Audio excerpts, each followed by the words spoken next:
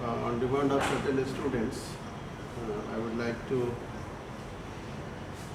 explain how to draw a DFT, because certain students called me to teach them how to draw a DFT. So we shall learn here how to draw a DFT. Let's see here. Suppose there is a system.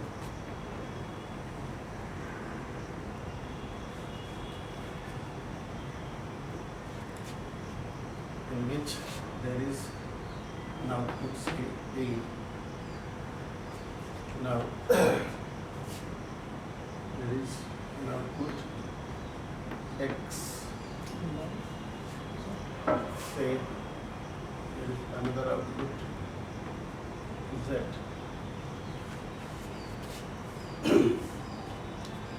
So this is the system S.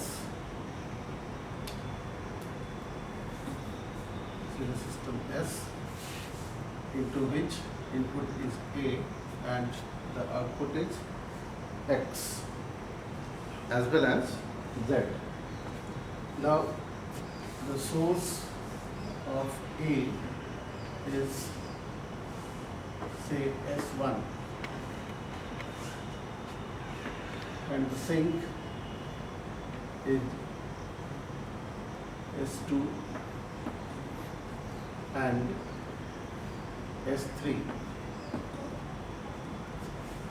Source is S1 and sink is S2 as well as S3. Now here I would like to remind you a rule. This is zero level DFT, and at zero level DFT the rule is that there must be only one process bubble. There must be only one process bubble. Now, what is there? What do we see in this zero level DFT? The entire system has been embedded within this circle, this process, because a system in itself is a process. System takes something as an input and gives something as an output, right? So the system itself is considered to be a process. That's why we write the name of the system in the circle. Whatever DFT we have to draw at zero level DFT, we write the entire system into this bubble, and then we check what are the inputs to the system, after getting which the system becomes activated, without which the system remains dormant, and as soon as there is an input to the system S, the system becomes activated. Now we have also to check which one is the source. Means from where? What is the source from where? The input is taken by the system, and then we check that after the entire processing done by the system, what are the outputs and where do these outputs go? Means what are the sinks?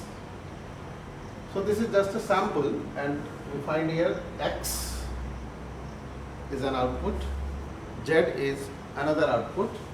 The sink for X is S2, whereas the sink for Z is S3. Now the question is, does this DFT explain everything what happens inside this process, inside this bubble S? No.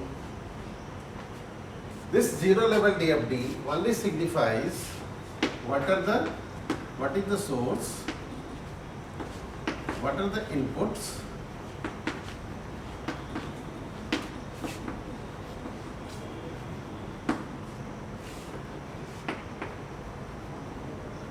what are the outputs, and what is the sink. That's all. Nothing more than that. Because as we know, every system interacts with the external environment. We have to check these things at the zero level DFT. What are the factors that activate system S? So we have also to consider these things.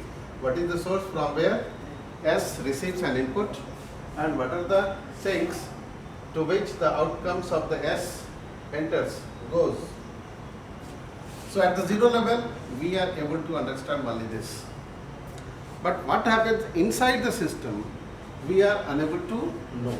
What happens inside the system, what are the processes, this is not depicted by this zero level DFT, or we also call it as context level DFT. Context level DFT.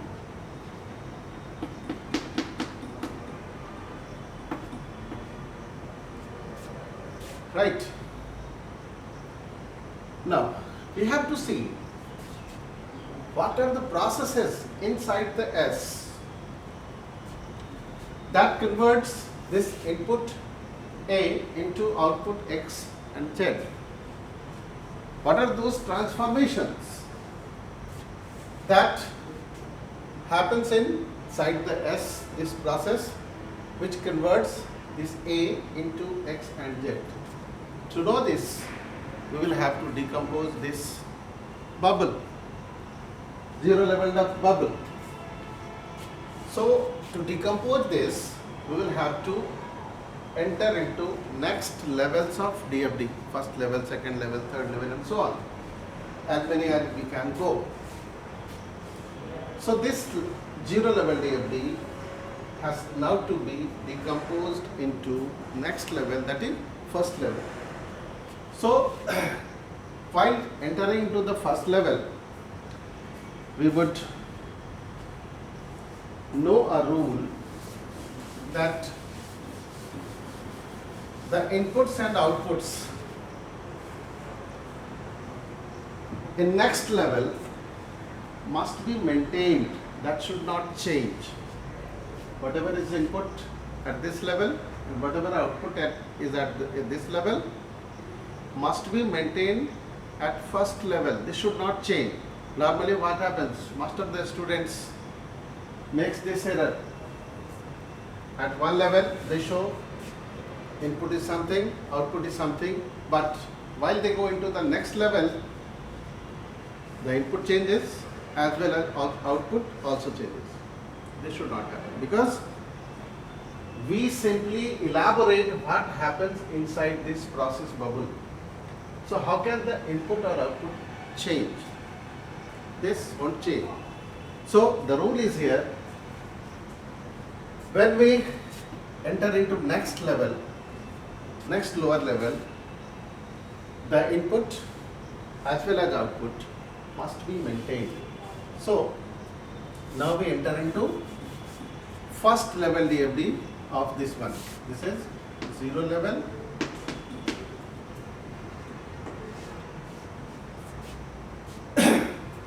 So as the rule states, the input must be maintained. So we write here A as an input. Suppose, better I should change the name of the process bubble as, say, F. Because if we take S, this might confuse with S1, S2 and S3. So now this A enters into a process, say F1, and then after this A gets transformed into, say, B. Now we have to check what is the fate of B. Where does this B go? Imagine this enters into another process, that is F2. Clear? After this, there are two outputs, suppose C as well as D. C enters into another process, say F3. D enters into another process, F4. After this, F3 produces, say, X, F4 enters into, say, another process, F5, and the output becomes, say, Z.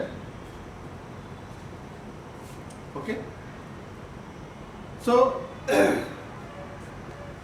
this happens at the first level.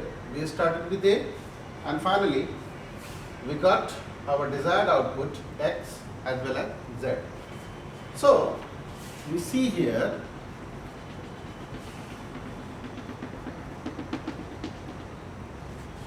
this was embedded within this process F, and we have maintained the input as well as the outputs. Sorry. So this is first level DFD. One rule I would like also to remind you, that there should not be, preferably, there should not be more than 5, 6, 7 bubbles at any level other than 0 level. There should not be more than 5, 6 or 7 bubbles at any further lower level other than 0 level. Because inclusion of more bubbles would make DFD highly networked and the complexity would raise. Why do we make DFD? This is just for understanding the processes of the system, the functionalities of the system, what processes take place that converts data items from one form to another form. So this is the purpose of DFD. So if we include more and more number of bubbles at one level, what would happen? The DFD would be highly networked. From where an arrow arrives, where does an arrow goes, it ought to be clear. So better it is to decompose DFD into generations of levels, first level, second level, third level, and so on. Now, another rule is that every process bubble must be named, must be labeled. So naming is here, as it is a sample DFD, that's why the name we have used F1, F2, F3, F4 and F5. Now this is numbered also as 1.0, 2.0, 3.0, 4.0 and this is 5.0. Okay, fine.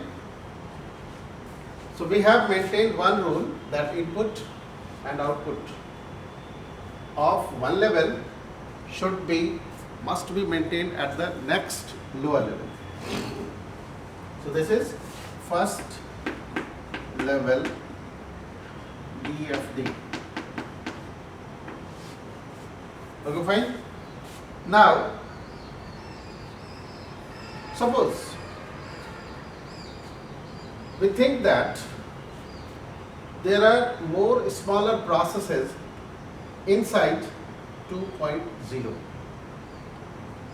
and there are more smaller processes, transformations inside F4 that are hidden. Number of processes are hidden within F2 and number of processes are further hidden within F4. So what do we need here? We again need decompose these bubbles F2 and F4. So at what level would we enter? We would enter into second level. So first we decompose this 2.0.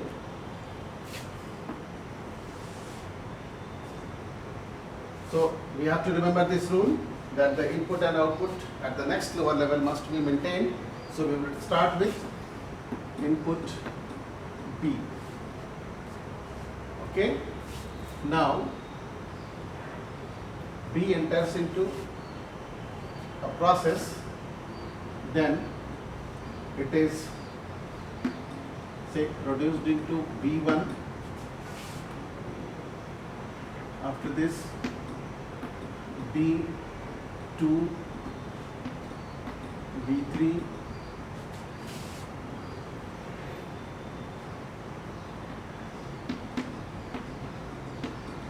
B4,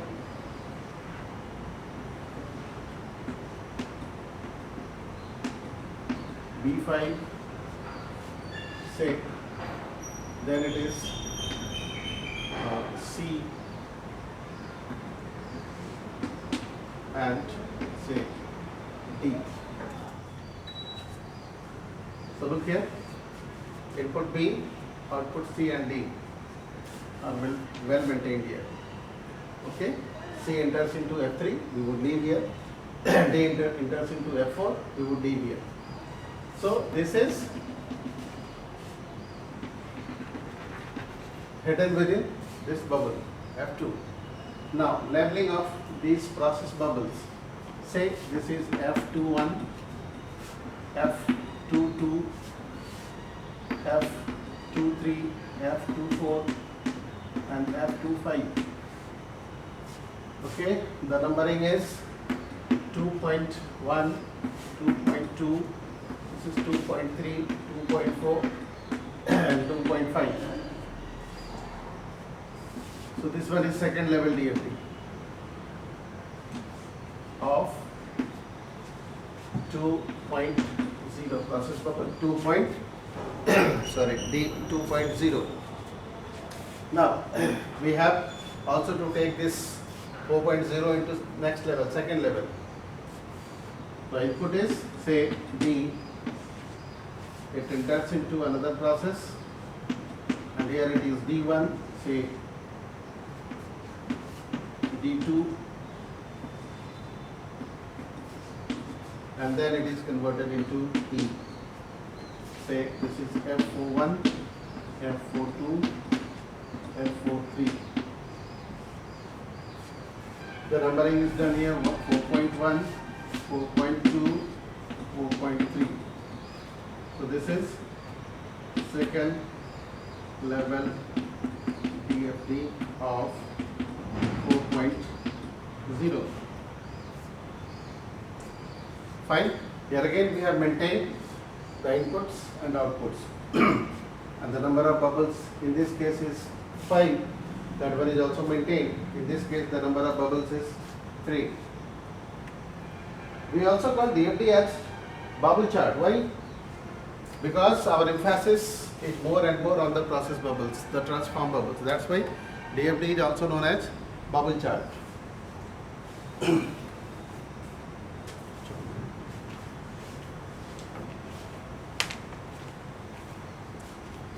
Now suppose we also find that there are smaller bubbles, further smaller bubbles in this 4.2. Then what do? We would further decompose it. So we take it D1 here, say D11, D12 is the output,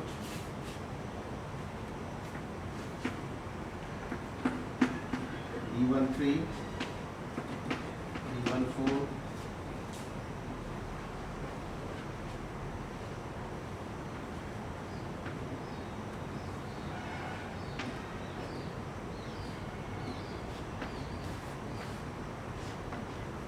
then after D2 is given out. So if we have number here, then F411, F412, F413, F414, F415.